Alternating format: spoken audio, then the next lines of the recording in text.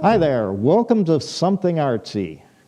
This program is made possible by a grant from the Prairie Lakes Council for the Arts. With me today from State Street Theater is Mary Ellen Dohnmeyer, who has been here many times before. Mary Ellen, it's been trying times, we all know that. I'm on the board with her on the theater. What is happening? What are we going to be doing to start up again?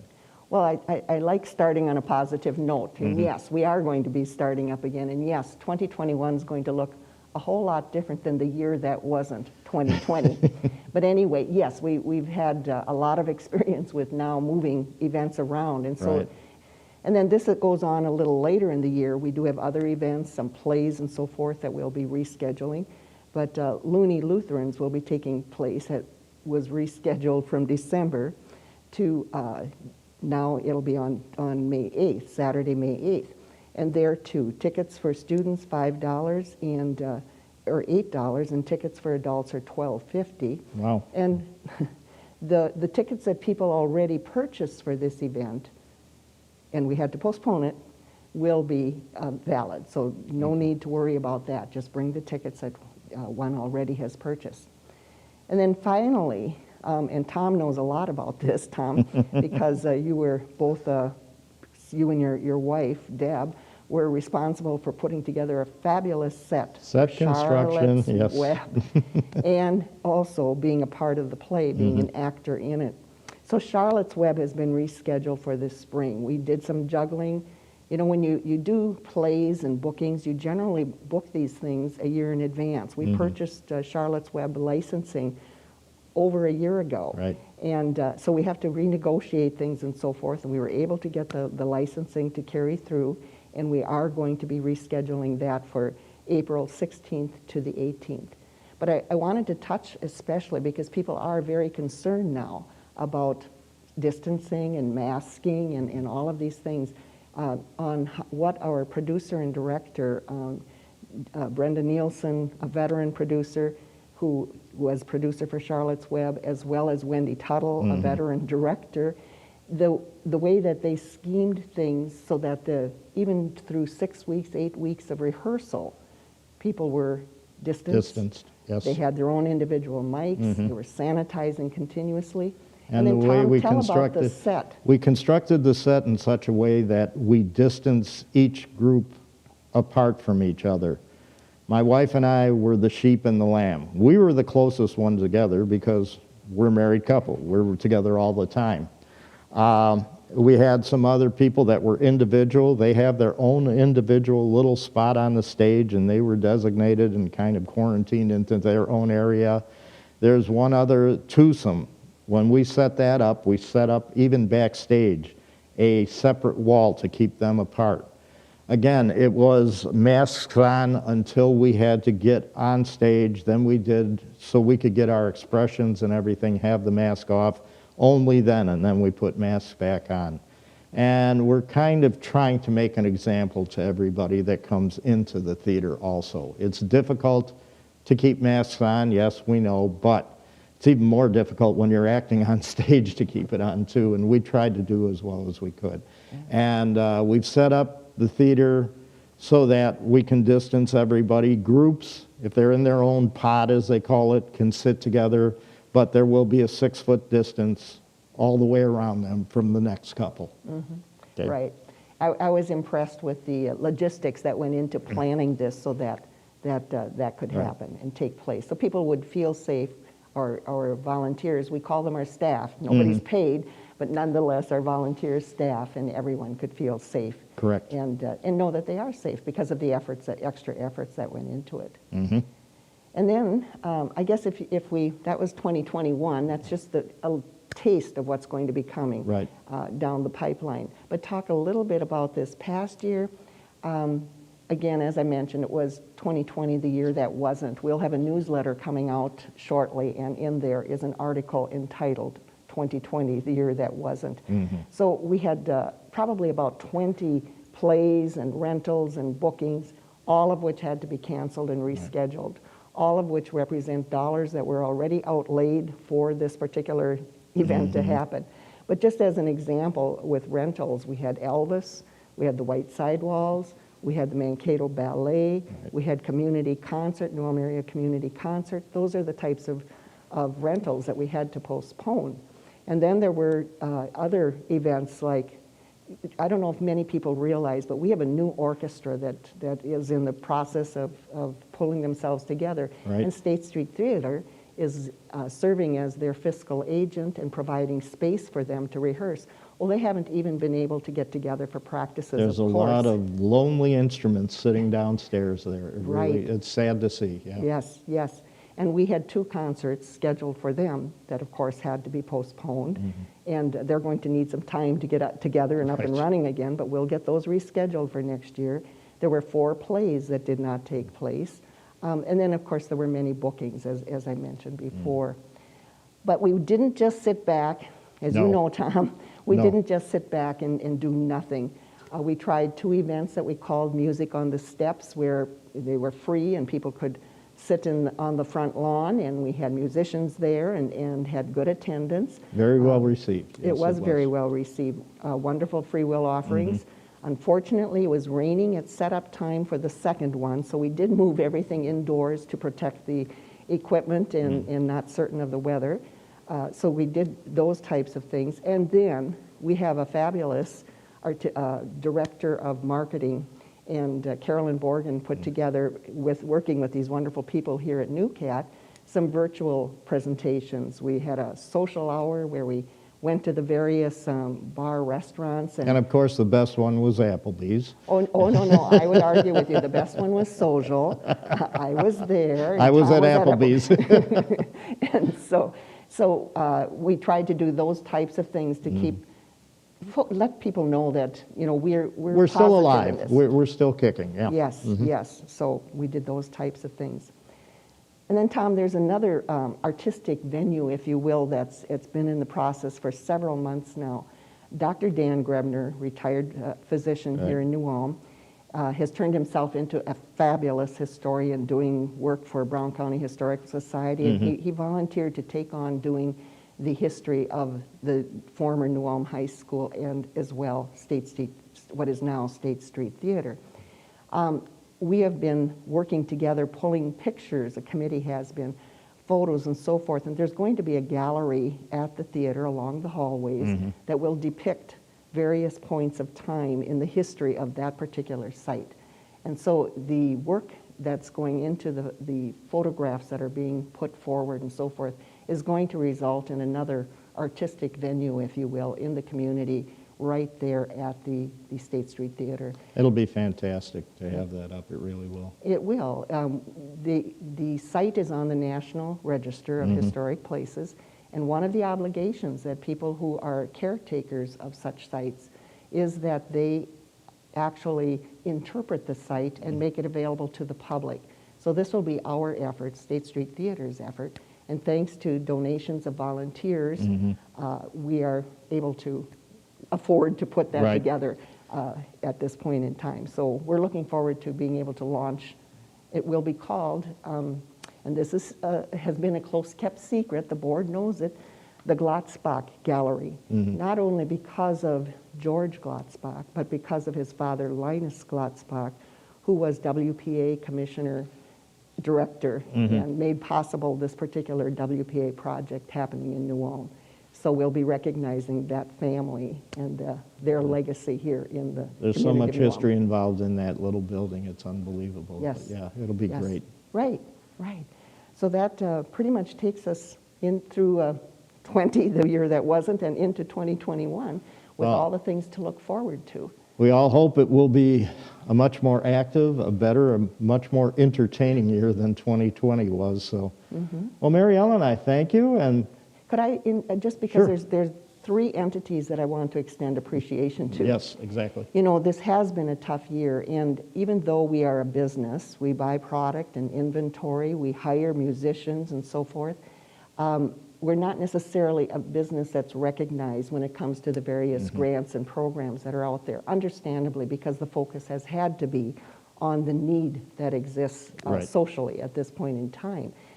But 3 organizations did come forward with some grant opportunities that we were able to avail ourselves of and be fortunate enough to receive. So I just want to acknowledge, as you did earlier, Prairie Lakes Regional Arts Council did a shift with some of how they're granting requirements so that we could put components of our budget into the request, if you will. Correct. And they granted us $11,000 to use for those purposes. That's going to be a big help. They also gave us permission because all of the events didn't happen when we said they would. Right. They're going to happen next year. And so they've given us permission to carry that forward. Carry it over, that's Another great. entity is the Minnesota State Arts Board, who also changed their requirements. And we were able to receive, the funds will be arriving sometime in the next week or two, and it's for 2021. We were able to receive a grant of $15,000 from them. And we're very appreciative of that. Those dollars from those 2 programs come from the taxpayers. Those are legacy dollars. And so we appreciate the fact that we were able to receive those 2 grants. And then our own New Ulm Area Community Foundation gave us $5,000 to use to cover expenses of 4 of the events that were supposed to be happening in November and December. And they very kindly also said, as long as they're being rescheduled, you may retain the money and use it as long as we're using it for those 4 events. So all of those things help underwrite the expenses. We don't use them so much for operations like insurance and utilities and this type of thing, which are expenses that are ongoing whether you have productions or not and no revenues coming in. So we're just really grateful to those 3 entities for the We can't support. thank them enough, really. Absolutely. Exactly. Absolutely. Anything else? I think we covered it, Tom. Okay, sounds good. Mary Ellen, thank you. You know we'll be seeing each other quite often. But We will. And we thank you, and we'll be right back.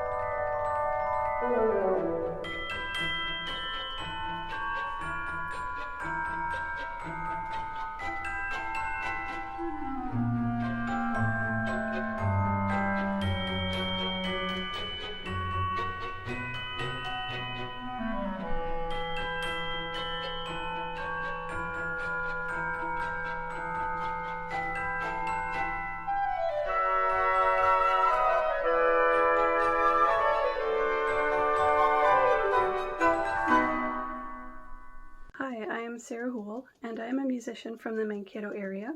I play a lot of low brass instruments and I teach private lessons, and I also write and arrange music. And in my downtime lately, I've been taking some of these compositions that I've been writing and putting them into musical collage form for some online content, and getting the help of some of my friends to help record some of the parts for these things. And I just wanted to share one of the things that we've done recently, a little fun polka tune called Beer Trinkin'. Enjoy. Beer drinking, read a messages or two.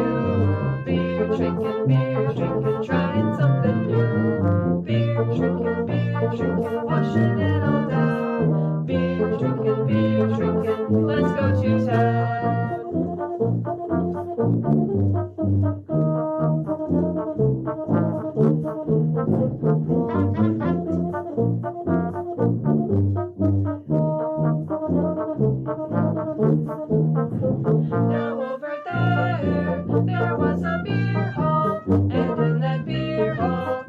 beer did flow. It was such good beer, and everlasting, that I said, please and do go pills and thank you all. Oh! Beer drinking, Wiener just won't do. Beer drinking, trying something new. Beer drinking, washing it all down. Beer drinking, let's go to town.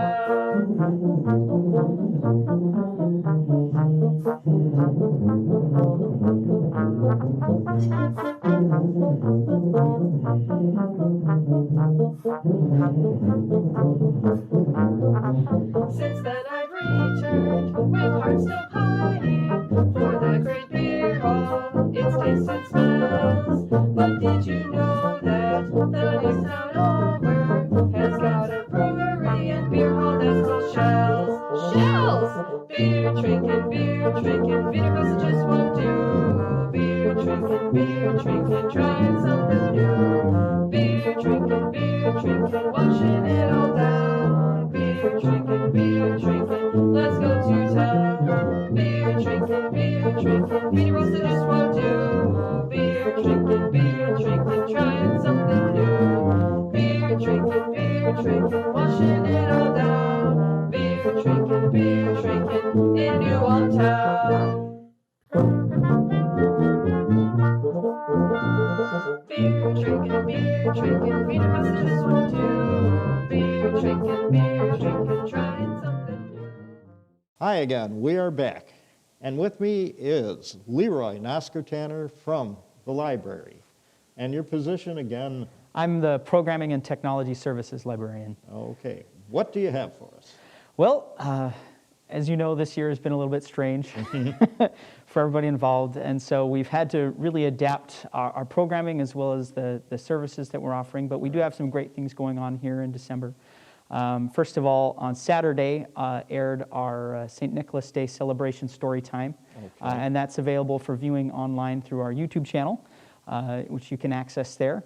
We also have been doing our game demonstration show called Don't Forget to Read the Instructions, in which we've been introducing different tabletop games to the community in partnership with Red Dragon Gaming. And so episode 4 just aired earlier this week, and so be looking for episode 5. It'll be a while before the next episode comes out because of and that is on YouTube also? Yes, yep, it's on our YouTube channel. You can also find it on the NUCAT channel because they've been wonderful in helping us film those.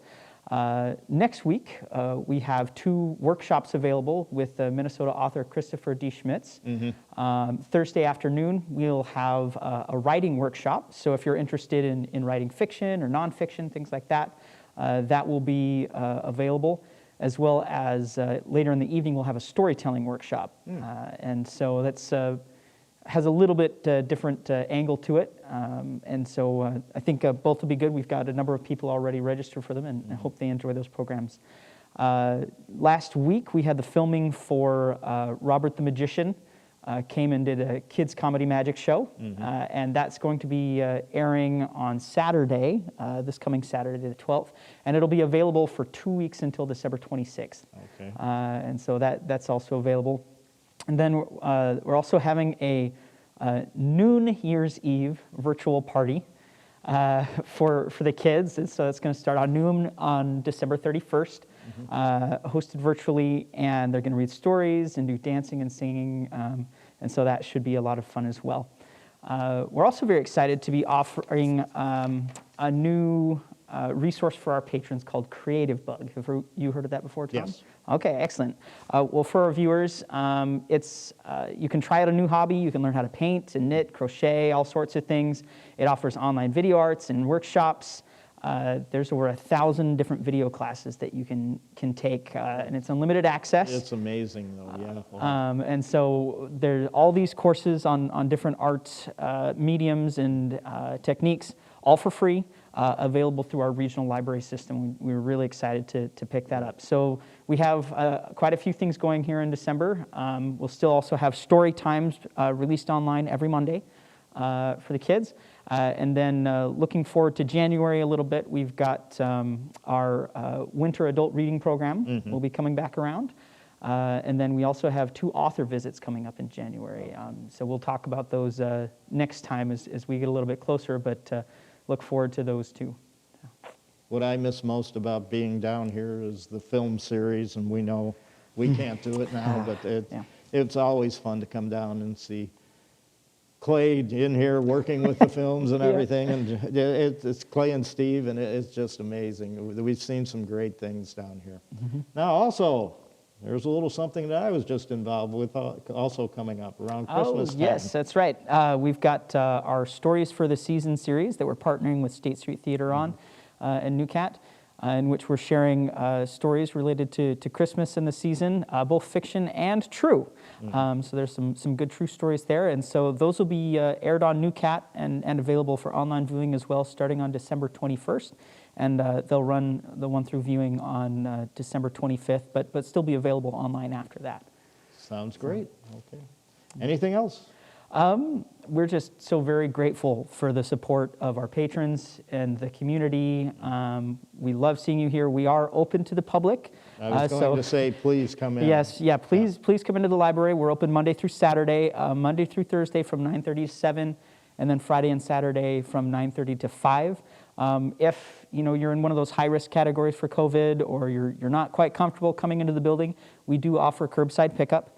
So you can give us a call, and we'll get your books together for you, get them checked out to you, and you can come and pick them up at the door to head out. If you do come into the library, we do ask that you limit the number of family members that come in, and just come in, check out, and go. We don't really have any areas for quietly sitting or studying, things like that. So make sure that you know what you're going to do and get here. Well, we don't mind having you here, of course. We'd love for you to be able to stay longer, but that's just the way things are. Right now, our computer times are limited to a half hour, unless you're working on like a job application or something like that. Just make sure that you request more time. But we're very grateful that people are coming in, and excited to see people checking out many things. When the new round of restrictions came in a little over a week ago, we had people coming in checking out 20 books at a time, just to kind of stock up, as it were. But we do also have our interlibrary loans system is still working. Our couriers are going, so if there's a book that we don't have here, you can still request it from other libraries, and it'll come for you.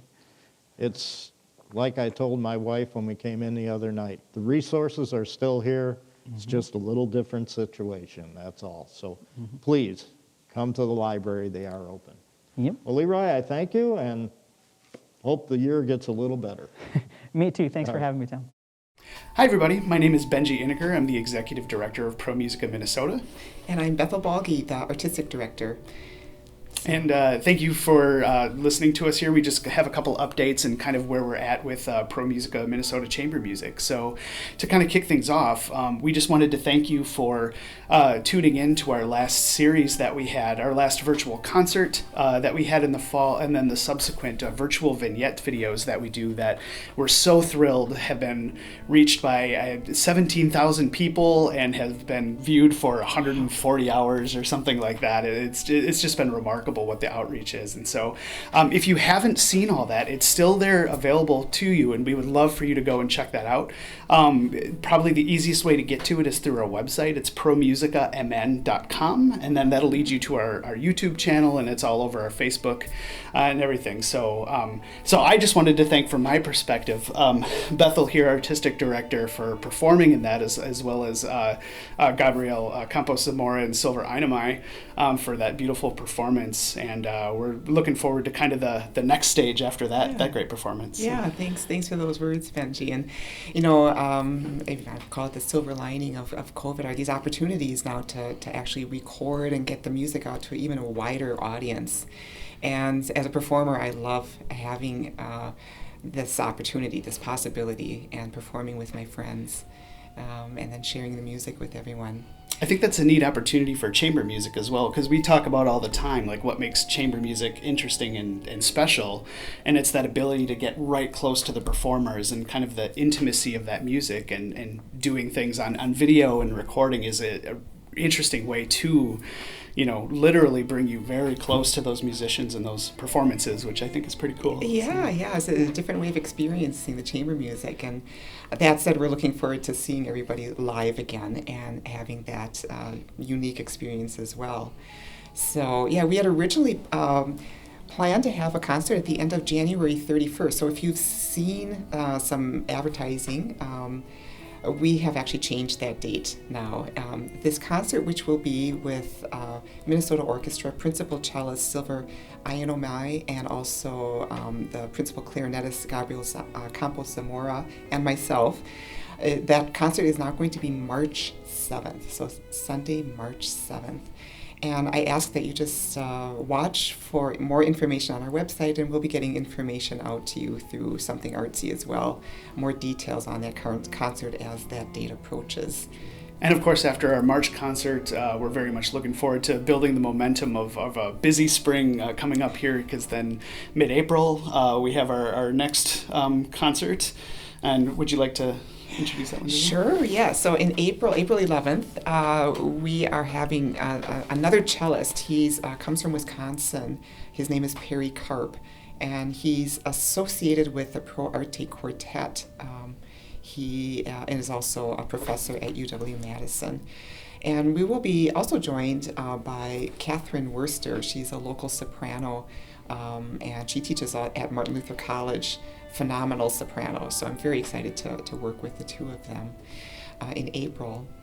And then we have a final concert. This is March, April, May. May 7th will be our final concert, and I will be joined by Richard Belcher and Peter McGuire. So these are instrumentalists. Peter is violinist, Richard is a cellist, and we've performed quite a bit together.